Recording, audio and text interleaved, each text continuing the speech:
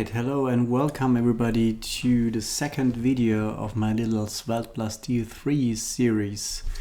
So let's switch to my code editor and browser window. On the left hand side you see the code that we created in the first video, which is called circles, because we built some circles based on a Wizard project from Leandro Collared. And yeah, it's just using this data here on top to create these 6 circles that you see here. It's just an SVG where we draw circles with a little svelte each block, and that's it basically. And so this whole thing is pretty static. So if I move that, nothing really happens. So we get a cut SVG at some point. And basically that's not what you want. We usually want to build responsive websites. We want to build responsive data visualizations. And also the data is not really like data is in the real world. So basically we do not have data usually where we already have the X and Y coordinate on our SVG coordinate system. So usually we do not have some X values, which is already pixels, but we have some A values, which is not pixels, but maybe it's dollars, euros, meters, yards, whatever. And there's also, of course, not Y already, so we do not have the pixels yet. Let's call this variable at the moment B. And if I store that, basically everything breaks, because now the X and Y variables that we use here are undefined. And undefined is treated like a 0 in the SVG coordinate system, and that's why all these circles end up here on the left top corner. Okay, so what we need to transform our A and B values into pixel values is basically a scaling function. And here now, for the first time in this video series, D3 comes into play. So we can just import, for example, the scale linear function from D3. And the best thing when you do teaching is you should just turn off Copilot. So let's disable completions so that you can learn along pretty nicely. So we have now this scale linear function, and this is basically a function creator, a function factory. So we could now say, okay, we need a scaling function for all of our A values, and we need a scaling function for all of our B values. So let's call the first scaling function an X scale. And this is built by using the scale linear function from D3, then calling it. And then we say, let's put that into a new line to make it more readable.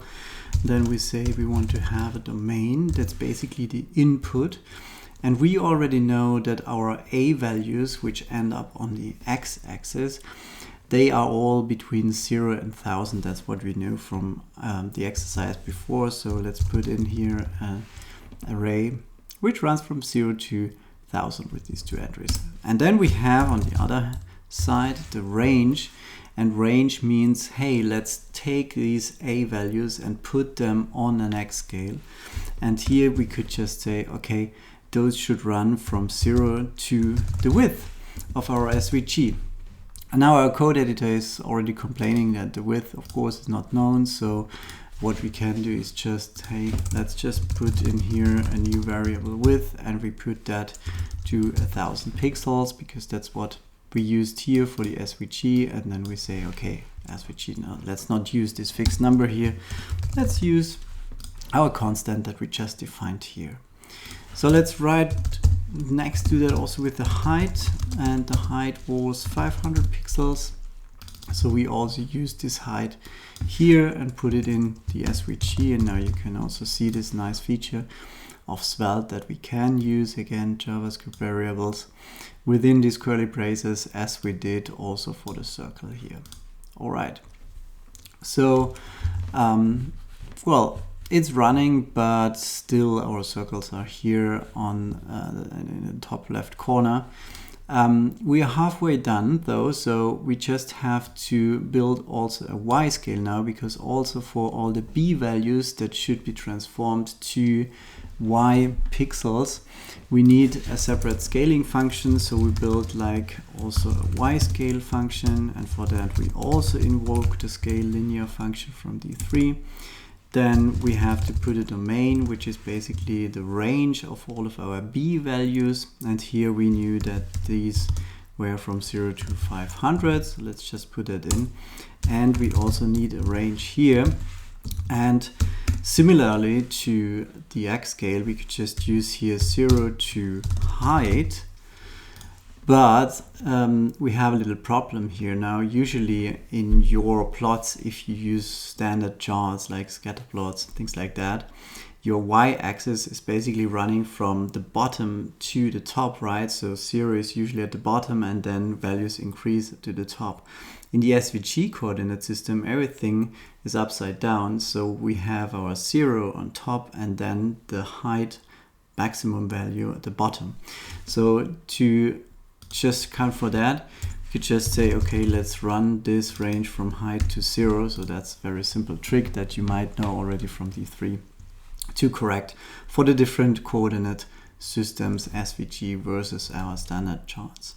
So now we have these scales and we can work with them now. So they are able to transform our A and B values into X and Y values. So what we do here now in our little loop where we create the circles, we delete X and Y and we pull A and B from these data objects. And then we use here for the center X of the circle, we use now our X scale function and put in A, which will then be transformed to an X pixel value. And here we use our Y scale function for the center Y, where we put in B. And now if I store that, you can see that we get our initial image again.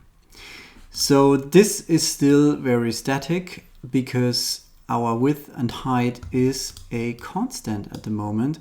So we do not really sense which maximum width and which maximum height we really have.